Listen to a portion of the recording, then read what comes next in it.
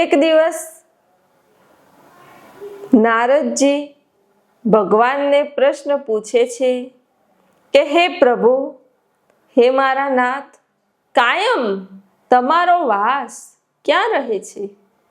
નારદજી કહે છે કે જે ઘોર જંગલમાં તપશ્ચર્યા કરે છે, ખૂબ તપ કરે છે, ત્યાં કાયમ તમારો વાસ રહે છે? ભગવાને કીધું કે હું ત્યાં રહું છું ખરા, પણ પછી આવતો પણ રહું, કાયમ ત્યાં રહું એની કોઈ ગેરંટી નહીં. નારદજીએ કીધું એમ? ભગવાને કીધું હા. પછી કે તમે યોગીના હૃદયમાં રહો છો? કે રહું તો છો થોડો ઘણો સમય, પણ કાયમ રહું એની ગેરંટી નહીં. નારદજીએ કીધું કે પ્રભુ, હવે તમે જ કહો કે તમારો કાયમ વાસ ક્યાં છે?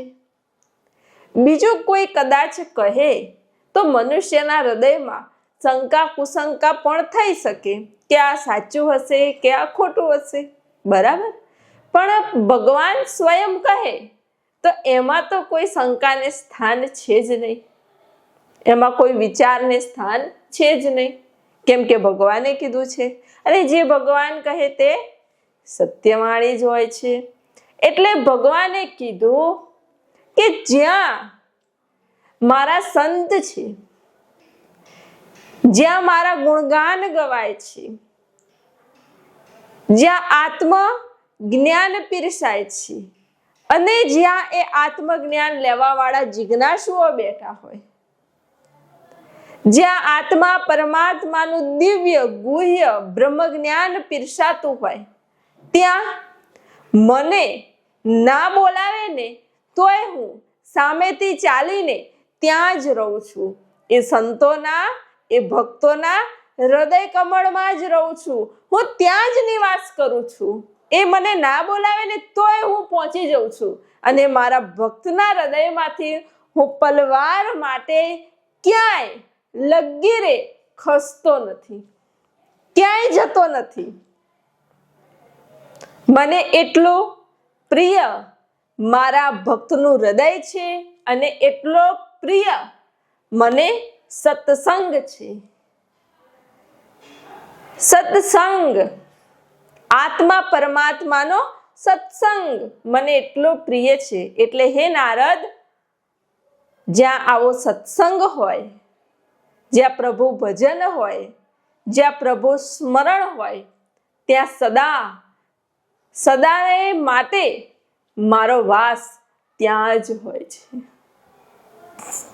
નારદજી આ સાંભળીને હસ્યા, મુસ્કુરાયા અને ત્યાંથી ચાલ્યા ગયા. કહેવાનો તાત્પર્ય, બ્રહ્મવેતા મહાપુરુષનું સાનિધ્ય અને ત્યાં પીરસાતો આત્મજ્ઞાનનો સત્સંગ, અને એ સાંભળવા માટે જે બેઠા છે શિષ્યો, જિજ્ઞાસુઓ, આવું દિવ્ય વાતાવરણ, આવું દિવ્ય ચૈતન્ય જ્યાં પ્રગટ હોય, ત્યાં સદાય આ પરમાત્માનો વાસ હોય છે. ત્યાં પરમ ઉર્જા કાયમ વરસતી હોય છે, ત્યાં પરમ ચૈતન્ય કાયમ વરસતું રહેતું હોય છે. એ તો તમને સદગુરુનું ફક્ત શરીર દેખાય એટલે, બાકી જો તમારી પાસે સૂક્ષ્મ દ્રષ્ટિ હોય, આત્મદ્રષ્ટિ હોય, તો સદગુરુની પાસે પણ ઘણા બધા સૂક્ષ્મ સ્વરૂપે મહાપુરુષો, ઋષિ મુનિઓ, ચૈતન્ય પુરુષો, દિવ્યાત્માઓ, દિવ્ય શક્તિઓ, આ બધા કાયમ સૂક્ષ્મ સ્વરૂપે સદગુરુની પાસે રહેતા હોય છે, અને પોતાની ઉર્જા, પોતાની ચેતના વરસાવતા હોય છે. કેમ કે સદગુરુ કોઈ વ્યક્તિ નથી, પણ વિશ્વવ્યાપક શક્તિ છે, અને આ સકારાત્મક શક્તિનો સ્ત્રોત છે. સદગુરુ એટલે સકારાત્મક શક્તિનો સ્ત્રોત. આ સ્ત્રોત એટલો વિશાળ છે કે આ સ્ત્રોતમાં જોડાવનારા ઘણા આત્માઓ, દિવ્ય આત્માઓ, દિવ્ય શક્તિઓ, મહાપુરુષો, ઋષિઓ ઘણા બધા હોય છે, અનંત હોય છે. અને એટલા માટે જ તમે જોયું કે જે સદગુરુ પૂર્ણ હોય એ સદગુરુ સાનિધ્યમાં શિષ્ય સદગુરુને જે પ્રશ્ન પૂછે ને એનો જવાબ સદગુરુ તરત જ પીરસી દે. અમુક વખત પ્રશ્ન પૂછ્યા પહેલા પણ જવાબ પીરસી દે. એ પ્રશ્ન વેદનો હોય, એ પ્રશ્ન ઉપનિષદનો હોય, એ પ્રશ્ન પુરાણનો હોય. ભલે સદગુરુએ આ જન્મમાં વેદ, ઉપનિષદ, પુરાણ કંઈ વાંચ્યું નથી, એક અક્ષરે વાંચ્યું નથી, છતાં પણ એમાંથી શિષ્ય પ્રશ્ન પૂછે ને તો સદગુરુ જવાબ તરત જ આપે. કેમ કે આ જન્મમાં નથી વાંચ્યું, પણ કેટલા જન્મોનું બેલેન્સ, કેટલા જન્મોની તપશ્ચર્યા, કેટલા જન્મોની સાધના, અનંત જન્મોનું આ બ્રહ્મ જ્ઞાન, આ ચૈતન્ય જ્ઞાન ભીતરમાં હોય જ છે. અને એના કારણે સદગુરુ તરત જ એનો ઉત્તર આપી દે, એનો જવાબ આપી દે. કેમ કે આ ભક્તિ, આ જ્ઞાન, આ ઉર્જા, આ ચૈતન્ય, આ ખજાનો જે તમે પ્રાપ્ત કરો ને, એ ખજાનો ક્યાંય જતો રહેતો નથી. એને કોઈ લૂંટી શકતું નથી, કોઈ ચોરી શકતું નથી. એ હર હંમેશ તમારી પાસે, તમારી સાથે જ રહે છે. અને એકાદ પરાકાષ્ઠાના જન્મમાં એ સંપૂર્ણપણે ઉજાગર થાય છે. તમે જોયું હશે કે પહેલાના સમયમાં અચાનક જ કે રાજા હતો ને આ આધ્યાત્મિક માર્ગે આવી ગયો અને મહાન મહાપુરુષ બની ગયો. તો શું આ એક જન્મની ઘટના છે? ના, આ એક ઘટનાની પાછળ એના અનંત જન્મો છે. કેટલાય જન્મોની સાધના, કેટલાય જન્મોની તપશ્ચર્યા, કેટલાય જન્મોનું બળ છે. એ જ્યારે પાકી ગયું ત્યારે આ જન્મમાં તરત જ તે જાગી ગયો ને નીકળી ગયો. એક જન્મમાં કોઈ આ બ્રહ્મ જ્ઞાન, ચૈતન્ય જ્ઞાનને પ્રાપ્ત કરી શકતું નથી અને એક જન્મમાં પ્રાપ્ત કરીને વેચી શકતું નથી. કેટલાય જન્મો સુધી એને પ્રાપ્ત કરવું પડે, ગ્રહણ કરવું પડે, ત્યારે અમુક તો કેટલા જન્મો લે ત્યારે તે જ્ઞાનને વેચી શકે. ઘણા એવા ગુરુઓ છે કે જેમને જ્ઞાન ખૂબ ગ્રહણ કર્યું, પણ હવે તે જન્મ લે છે એ જ્ઞાન વેચવા માટે. એ ગોતે છે કે કોઈ એવો શિષ્ય મળે કે હું આ જ્ઞાન વેચું, કોઈ એવો શિષ્ય મળે જે આ જ્ઞાન લેવા તૈયાર હોય, કોઈ એવો શિષ્ય મળે જે આ જ્ઞાન લઈ શકે.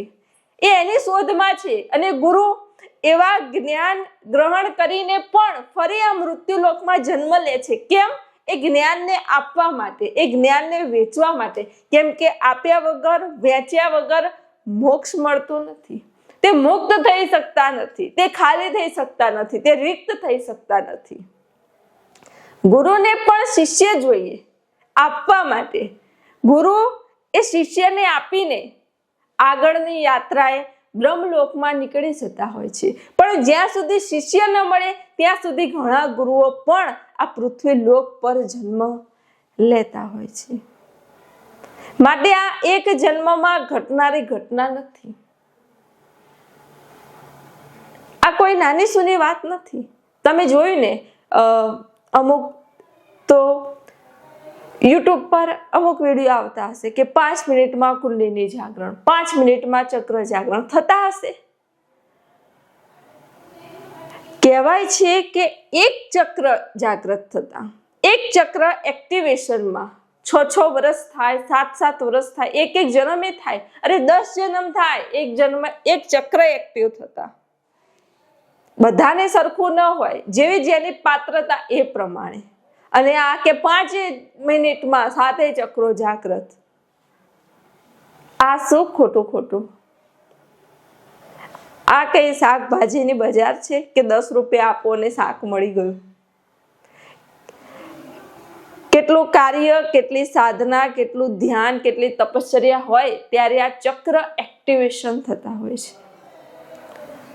કેટલા ઋષિ મુનિઓ, મહાપુરુષો હિમાલયમાં જઈને 50 વર્ષ, 70 વર્ષ તપશ્ચર્યા સાધનામાં લીન બને છે.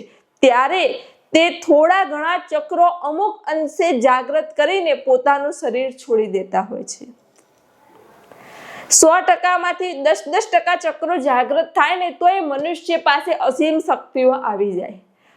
અને હવે જો એ ચક્રો 100% જાગૃત થઈ જાય તો મનુષ્ય પાસે કેટલી શક્તિઓ આવી જાય. તમે જરા વિચાર કરો.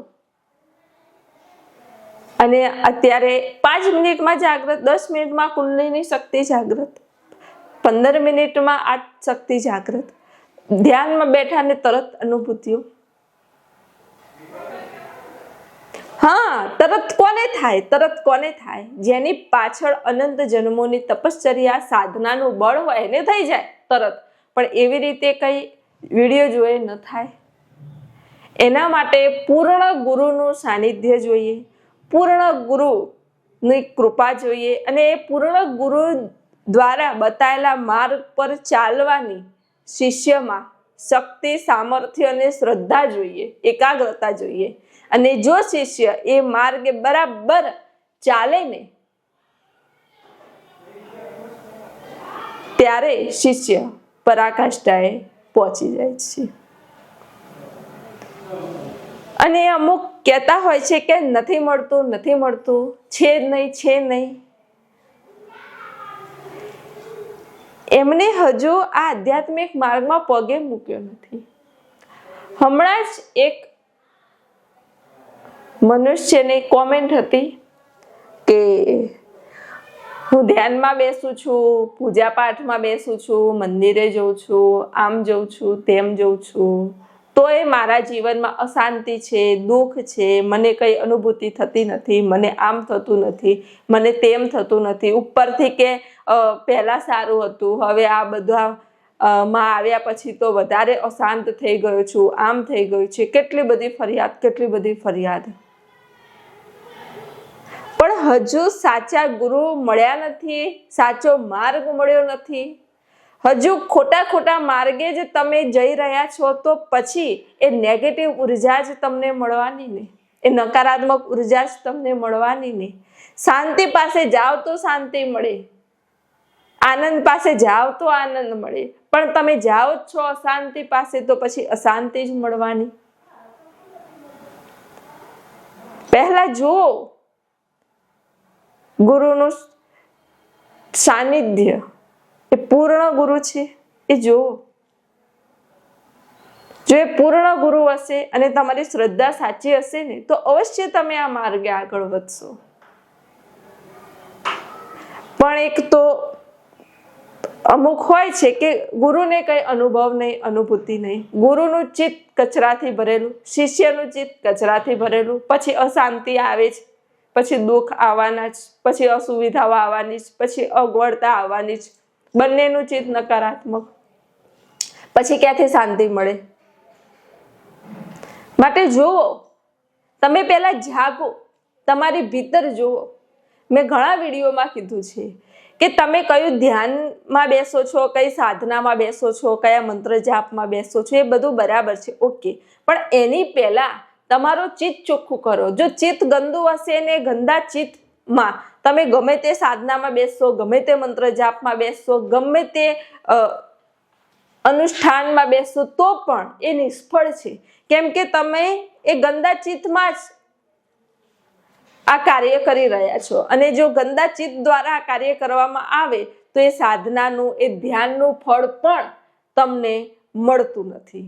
માટે પહેલા ચિત્ત શુદ્ધ કરો, ચિત્ત પવિત્ર કરો, અને પછી ધ્યાનમાં, સાધનામાં કે તમારી પાસે જે પણ માર્ગ હોય એ માર્ગે ચાલો તો અવશ્ય તમને સફળતા મળશે, તમારી પ્રગતિ થશે.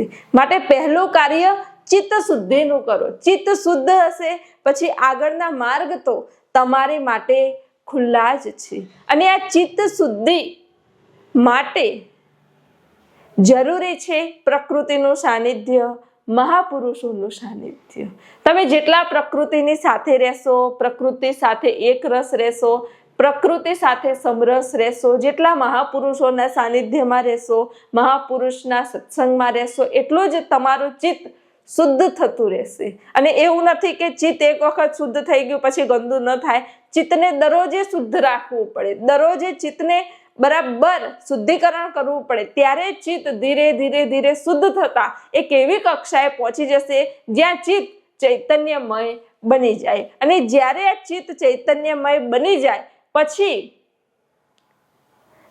તમે જે સંકલ્પ કરો ને એ સંકલ્પ તમારા પૂર્ણ થવા લાગે. કેમ કે ચિત્ત ચૈતન્યમય બને પછી તમારી પાસે કોઈ નકારાત્મક ઉર્જા, નકારાત્મક એનર્જી રહેતી જ નથી. તમે એક સકારાત્મક ઉર્જાના, એક સકારાત્મક આભા મંડળમાં આવી જાઓ છો. અને આ સકારાત્મક આભા મંડળમાં, આ સકારાત્મક ઉર્જામાં તમારી ભીતર શુદ્ધ સંકલ્પ જ થતા હોય છે. અને આ શુદ્ધ સંકલ્પથી તમે વિશ્વ કલ્યાણ, જન કલ્યાણ પણ કરી શકો છો. માટે ભીતર ઉતરો, ભીતર ઉતરી જુઓ, અવલોકન કરો તમારી સ્થિતિનું કે હું હજુ ક્યાં છું. તમારા દોષ જુઓ, બીજાના દોષ જોવાનું છોડી દો. જે દિવસે તમે તમારા દોષ જોવાનું શીખી જશો ને એ દિવસથી તમારી પ્રગતિ થવાની શરૂ થઈ જશે. આ સત્સંગ ધ્યાનથી, પ્રેમથી, આનંદથી સાંભળો અને હૃદયમાં ઉતારો. આપ સર્વના હૃદયમાં બિરાજમાન પરમાત્માને પ્રણામ.